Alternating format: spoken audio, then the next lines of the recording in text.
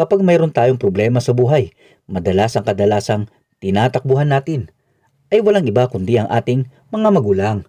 At kung minsan, kapag ikaw ay nasa malayong lugar at walang kapamilyang kasama, ay mga kaibigan naman o ang nag-iisang BFF ang ko-comfort at magbibigay sa iyo ng mahigpit na yakap. Pero ano na lamang kaya ang mararamdaman mo kung ang taong makikinig at magpupunas na iyong gabalding luha ay isang taong nakilala mo lang din noong araw na yon? Teka, teka, ang bilis mo naman yata magtiwala dyan sa taong yan. Well, ang totoo niyan ang mga lalaking gagabay at makikinig sa iyong mga problema ay ang taong uupahan mo o babayaran para sa isang shoulder to lean on. Ika nga, wala nang libre ngayon. Kapag pumunta ka sa Mr. Teras Ikenseo Company sa Japan at sinabi mo, kailangan mo na isang lalaking mapaglalabasan mo ng iyong hinagpis, ay dito na magkakaroon ng schedule kung kailan mo siya dapat na makausap. Oo, tama, i-schedule mo pa syempre. Dahil marami din daw kasi ang nag-i-inquire at nagpapa-sked sa naturang kumpanya. Isa sa mga tinaguriang weeping boys o tagapunas ng luha ng iyong mga mata ay itong si Paring Ruisan. Kapag nagsimulan daw magkwento at lumuha ng isang babae, ay niyayakap na ito ng lalaki. At saka pupunasan ang luha gamit ang panyo na ginamit pa raw ng mga naunang babae. Pero hindi naman, joke lang yon. 例えばプログラムを受ける前とあとプログラムを受け終わった At kung medyo may pagka-shy type daw ang babae at hindi mailabas ang luha, ay kinakantahan daw ito ng malungkot na musika hanggang sa tuluyan na umiyak ang babae. Sabi niya, malaki daw ang naitutulong ng pagluha at paglalabas ng saloobin ng isang babae. Sa paraang ito daw ay gumagaan ang pakiramdam ng isang tao na may malungkot na pinagdadaanan.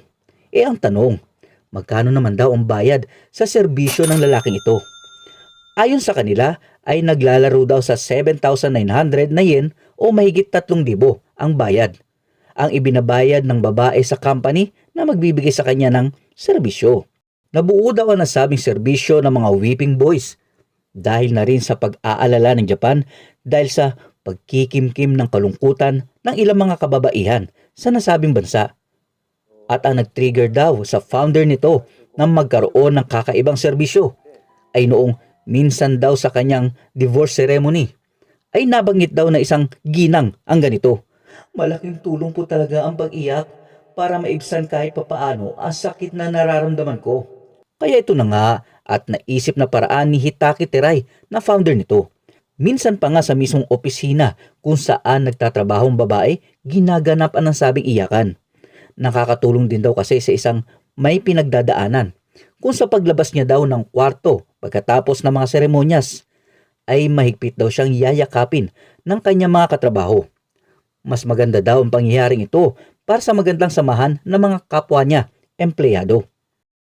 At sa maniwala kayo at maniwala na lamang talaga kayo, ang pagiging isang weeping boy daw ay hindi pala isang full-time na trabaho, kundi tamang pandagdag kita lamang daw. Pandagdag kita na isang dentist, gymnast, o di naman kaya isang shoe shiner, o kahit na sino na gusto ng ekstrang kita. Parang pandagdag din sa araw-araw na gastusin. O di ba? Ang galing. Sa kabilang banda, kapag kailangan natin na madadantayan, ay ang balikat ng ating mahal sa buhay o kaibigan, ang kadalasan namang nagiging tungkod ng ating ulo. Kapag tayo ay gusto magpahinga o di naman kaya ay maglalabas ng iyong problema sa buhay. Pero aminin nyo, bukod sa balikat, ay masarap din humiga sa hita ng iyong ina o di naman kaya sa matabang hita ng iyong best friend o kaya sa iyong jowa, di ba? Dito pa din sa Japan ay merong isang bagay na madalas ay makikita mong dala-dala ng mga tao.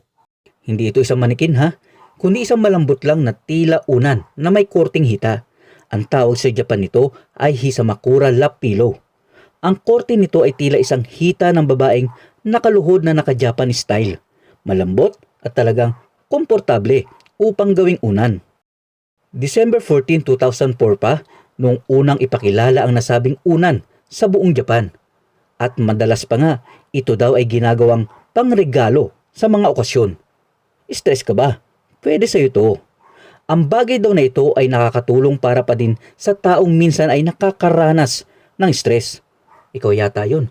O di naman kaya ay naho-homesick sa pagkalayo nito sa mahal sa buhay, lalong-lalo na sa kanyang mga magulang.